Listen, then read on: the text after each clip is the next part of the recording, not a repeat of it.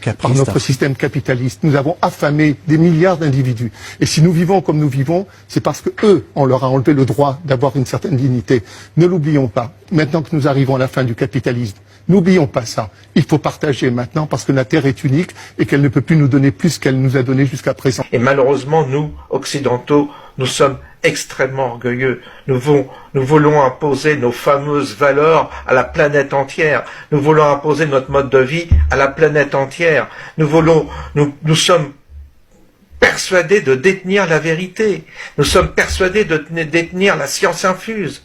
Cet orgueil, nous le tenons de cette capacité que nous avons eue dans le monde matériel à faire du développement industriel, à faire que le mode de vie a changé.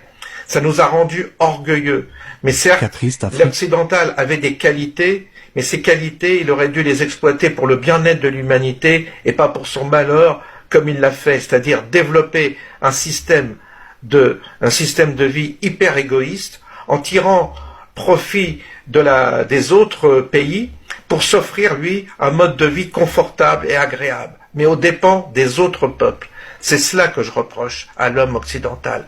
Il aurait dû utiliser ses capacités et ses talents, certes il en a, mais pour le bien de l'humanité, en englobant, si vous voulez, l'intérêt de tous les peuples. Et ça, il ne l'a pas fait. Du coup, nous sommes piégés par notre orgueil, par notre égoïsme, et nous allons le payer, bien entendu.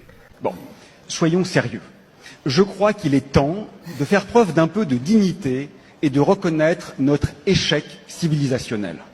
Je crois qu'il est temps de tout remettre sur la table, y compris les schèmes structuraux que l'on veut croire intangibles parce qu'ils servent notre pouvoir ou notre confort. Et je trouve qu'il est très caractéristique, voyez-vous, de l'arrogance occidentale.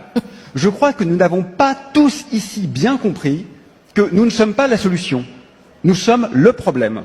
Ce sont nos valeurs et nos manières d'être qui mènent à ce que l'ONU nomme, je cite, une situation de menace existentielle directe.